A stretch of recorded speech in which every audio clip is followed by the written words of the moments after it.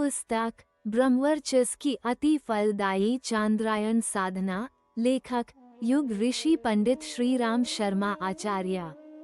तपश्चर्या को साधना का प्रधान अंग माना गया है, क्योंकि उससे संचित कषाय कल्मशों का निराकरण होता है और संस्कारों को फलित होने का अवसर मिलता है। संचित दुष्कर्म ही साधना की सफलता में प्रधान रूप से बाधक होते हैं। यदि उनका निराकरण किसी उपाय से संभव हो सके तो अभीष्ट सफलता सहज ही मिलती चली जाएगी। यही बात संचित पुण्य कर्मों के बहुत देर में फल देने वाली व्यवस्था में जल्दी भी हो सकती है। द्रुतगामी वाहनों पर सवार होकर पैदल चलने से देर में संपन्न होने वाली यात्रा अपेक्षाकृत कहीं जल्दी पूरी की जा सकती है। हमारे वर्तमान प्रयत्न ही सब कुछ नहीं होते, उनमें संचित सत्संग्रहों का भी योगदान होता है। उनका योगदान मिलने से सफलताओं का परिणाम स्वल्प प्रयत्न से भी इतना अधिक हो सकता है कि आश्चर्यचकित रह जाना पड़े। तपश्चर्या द्वारा संचित संग्रहों में से अशुभ का निराकरण और शुभ सुखद कर्मों के शीघ्र परिपाक होने का उद्देश्य पूरा होता है। तपश्चर्या शब्द तप से बना है। तप कहते हैं गर्मी को, ऊष्मा को। गर्मी के लिए अग्नि शब्द का प्रयोग भी किया जाता है। अग्नि से दो काम होते हैं, एक जलाना, नष्ट करना, और दूसरे शक्ति सामर्थ्य को असंख्य गुना बढ़ा देना। धातुओं में मिली हुई विकृतियां उन्हें भट्टी में डालने से नष्ट हो जाती हैं। कूड़े कचरे को आग लगा देने से उसकी सड़न, दुर्गंध से छुटकारा मिल जाता है। इसके अतिरिक्त ये गर्मी ही शक्ति बनकर भी काम करती है। ठंडी बारूद को विस्फोटक बनाने का काम चिनगारी ही करती है। पानी को वह द्रुतगति से घसीटती चली जाती है। तेल को शक्ति में परिणत करने का काम भी आग ही करती है। बिजली भी आग का ही एक स्वरूप है। अणु विस्फोट से निकलने वाले विकिरण भी अग्नि ही होते हैं। शरीर को जीवित रखने और अवयवों के संचालन में जठराग्नि ही काम करती है। सूर्य से लेकर चूल्हे तक का ही सर्वत्र साम्राज्य छाया हुआ है। पदार्थ में हलचल और प्राणी में चिंतन की जो सामर्थ्य काम करती दिखती है, उसे अग्नि के ही भेद उपभेदों के अंतर्गत गिना जा सकता है। अध्यात्म क्षेत्र में उसके उत्पन्न करने की पद्धति का नाम तप है। तपस्वी ही ओजस्वी, तेजस्वी और मनस्वी कहलाते हैं। ये सभी शब्द शक्ति मंत्रों के प्रतीक हैं। प्रकाश अग्नि का ही गुण है। प्रकाश को जीवन के अर्थ में भी प्रयुक्त किया जाता है और ब्रह्म को ज्योति के रूप में ध्यान करने तथा उसका विवेचन वर्णन करने की परंपरा है। न केवल अध्यात्म क्षेत्र में वरन भौतिक जीवन में भी यही सिद्धांत काम करता है। रक्त विकार जैसे रोगों को दूर करने के लिए कुशल वैद्य पेट की सफाई करने के उपरांत अन्य रक्त शोधक उपचार करते हैं। कायाकल्प चिकित्सा में बलवर्धक औषधियों का नहीं, संचित मलों का निष्कासन करने वाले उपायों को ही प्रधान रूप से कार्यान्वित किया जाता है। वमन, विवेचन, स्वेदन आदि क्रियाओं द्वारा मल निष्कासन का ही प्रयास किया जाता है। इसमें जितनी सफलता मिलती जाती है, उसी अनुपात से जराजीर्ण रोगग्रस्त व्यक्ति भी आरोग्य लाभ करता और बलिष्ठ बनता चला जाता है। कायाकल्प चिकित्सा का विज्ञान इसी सिद्धांत पर आधारित है। दोष दुर्गुणों के रहते चिरस्थायी प्रगति के पथ पर चल सकना किसी के लिए भी संभव नहीं हुआ है। फूटे बर्तन में दूध दुहने से पल्ले कुछ नहीं पड़ता। पशु पालने और दुहने का श्रम निरर्थक चला जाता है।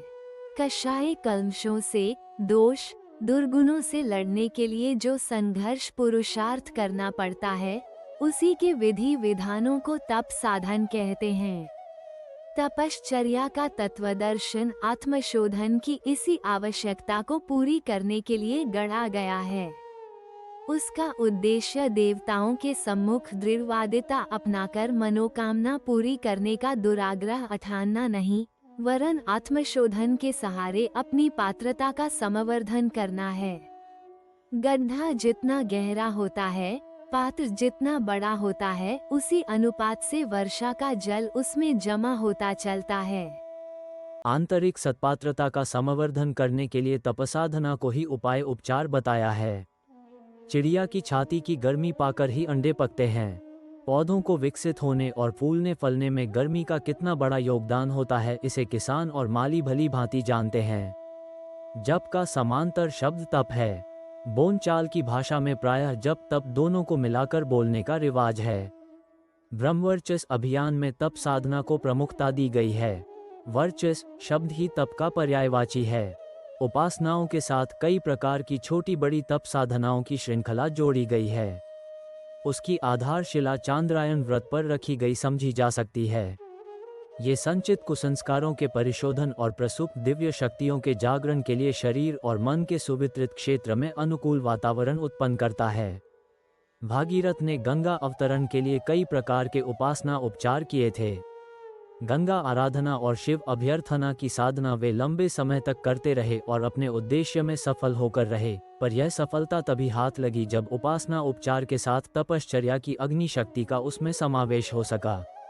यदि वे मात्र पूजा आराधना ही करते रहते और तप के कष्ट साध्य झंझट से बचकर रहना चाहते तो उन्हें उससे अधिक कुछ भी न मिलता जो शिव मंदिरों और गंगा मंदिरों के पुजारियों को नगण्य सा प्रतिफल उपलब्ध होता है। ब्रह्मवर्चस्व साधना में सन्निहित चांद्रायन तपश्चर्या का अभ्यास एक प्रकार से प्रखरता के उत्पादन का जीवन दर्शन है। उसे अपनाने वाला न केवल आत्मिक क्षेत्र की सफलताओं का अधिकारी बनता है, वरन भौतिक क्षेत्र में भी, लोक व्यवहार में भी उसकी सफलताएं दूसरों की अपेक्षा कहीं अधिक बड़ी चढ़ी हो सकती हैं। इसलिए वह न केवल आत्मिक प्रगति के इच्छुकों के लिए वरन भौतिक समर्थता प्राप्त करने के उत्सुक जनों के लिए भी उतनी ही महत्वपूर्ण सिद्ध हो सकती है। उपयुक्त मार्ग यही है कि साधना विज्ञान को सही रीति से अपनाया जाए। उचित मूल्य चुकाकर महत्वपूर्ण उपलब्धियां प्राप्त करने के सिद्धांत पर विश्वास किया जाए। उपासनात्मक प्रक्रिया अपनाने के साथ या उससे भी पहले आत्मशोधन की महत्ता और आवश्यकता समझी जाए। प्रगति के प्रयासों में उसे अनिवार्य रूप में सम्मिलित रखा जाए।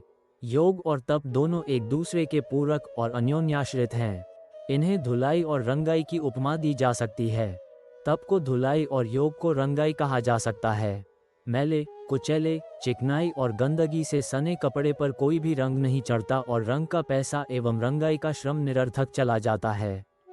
इसी प्रकार साधना मार्ग पर चलते हुए आत्मिक प्रगति के साथ जुड़ी हुई अति महत्वपूर्ण सफलताएं, जिन्हें सिद्धियों या विभूतियों के नाम से जाना जाता है, प्राप्त कर सकना तभी संभव हो सकता है जब आत्मशोधन और आत्मविकास की दोनों ही प्रक्रियाएं समानांतर चलती रहें।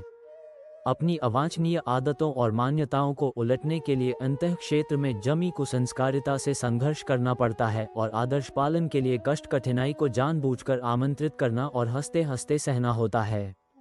इसी स्तर के हल्के भारी क्रियाकलापों को तपस्या कहते हैं।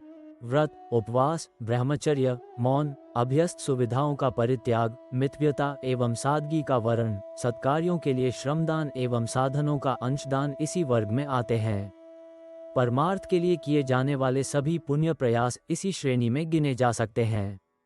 स्वयं कष्ट सह कर उस बचत का लाभ दूसरों को देने से समस्त उपचारों को तपश्चर्या की श्रेणी में सम्मिलित किया गया है। ब्रह्मवर्चस्व साधना में पंचकोशीय योग साधना, उच्च स्तरीय गायत्री उपासना और चांद्रायन व्रत का समावेश रखा गया है। 1 महीने की अवधि में की जाने वाली इस साधना में चांद्रायन व्रत के अतिरिक्त सवालक्ष का पुरश्चरण, पंचकोशों के अनावरण की 5 साधनाएं और कुंडलिनी जागरण का प्रारंभिक चरण भी पूरा कराया जाता है। चांद्रायन व्रत की पुण्य प्रक्रिया के 5 प्रमुख भाग हैं। 1. महीने भर तक आहार घटाने बढ़ाने वाला उपवास। 2. गुप्त पापों का प्रकटीकरण। 3. आंतरिक परिवर्तन कर सकने वाले वातावरण में निवास और अनुशासन का प्रतिपालन। 4. अंतःकरण को परिष्कृत करने वाला योगाभ्यास युक्त तपसाधना। और 5. दुष्कर्मों की क्षतिपूर्ति और पुण्यवर्धन की परमार्थ परायणता। इन 5 प्रक्रियाओं को पूरा करने से चांद्रायन व्रत संपन्न होता है। केवल 1 महीने का उपवास ही चांद्रायन नहीं है। 1 महीने की निर्धारित ब्रह्मवर्चस्व साधना में इन 5 का समन्वय है।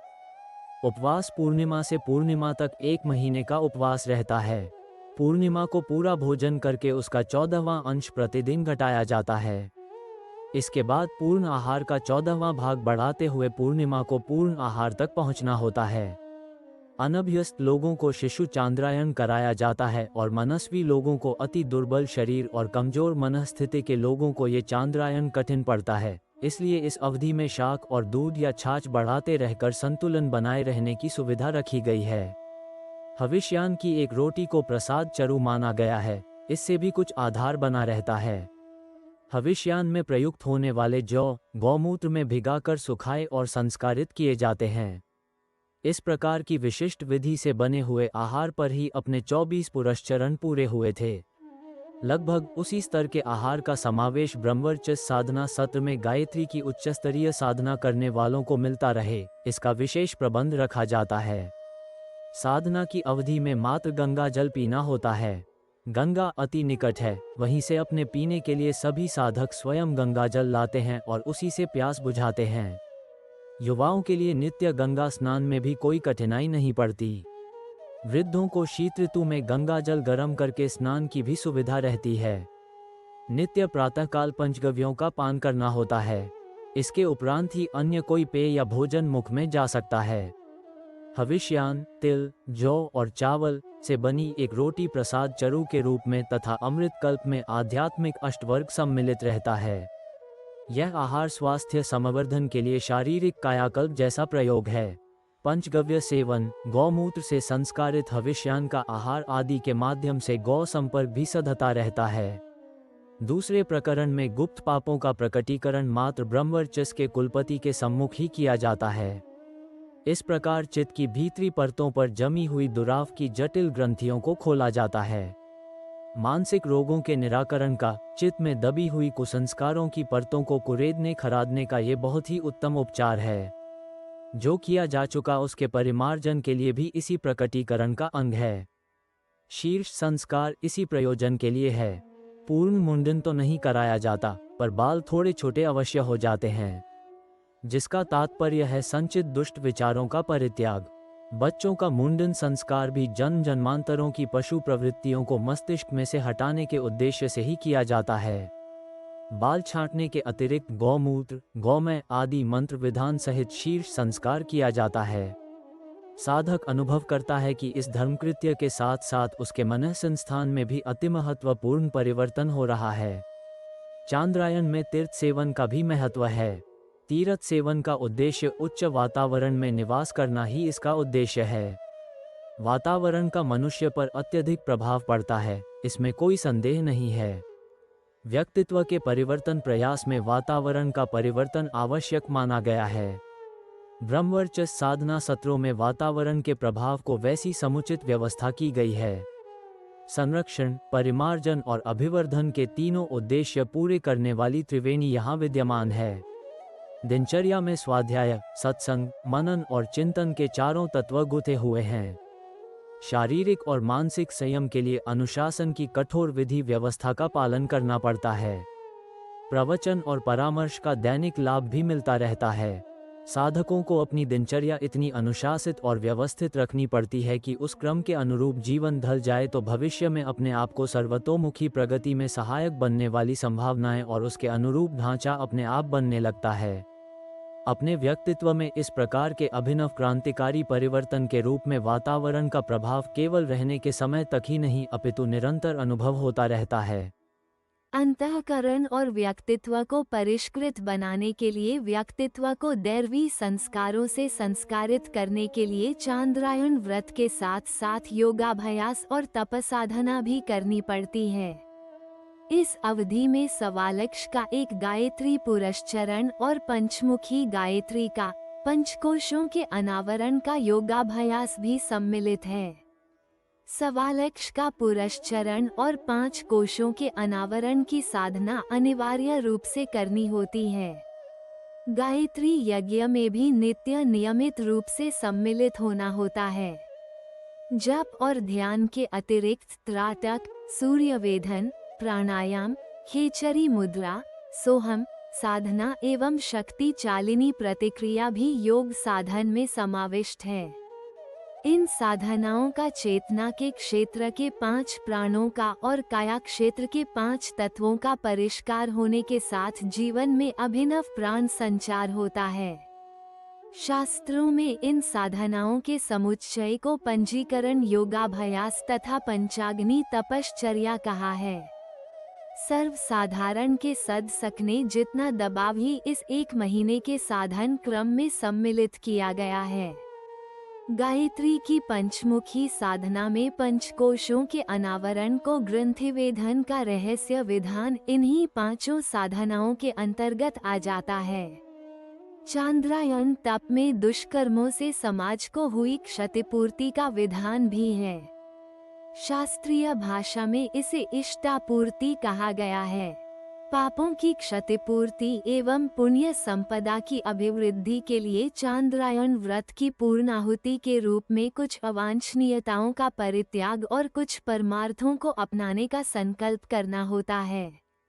संग्रह का अंशदान, तीर्थयात्रा के रूप में धर्म प्रचार का श्रमदान, पुण्य प्रयोजनों में सहकार, सत्सृजन में योगदान जैसे कुछ ऐसे कदम उठाने के लिए परामर्श दिया जाता है जिनके सहारे अंतःकरण पर परिवर्तन को व्यवहार में उतारने की छाप प्रत्यक्ष परिलक्षित होने लगे। चांद्रायन तपश्चर्या का उद्देश्य आंतरिक कायाकल्प है। ये कल्पना क्षेत्र तक ही सीमित न रह जाए, वरन व्यवहार में भी परिलक्षित होने लगे।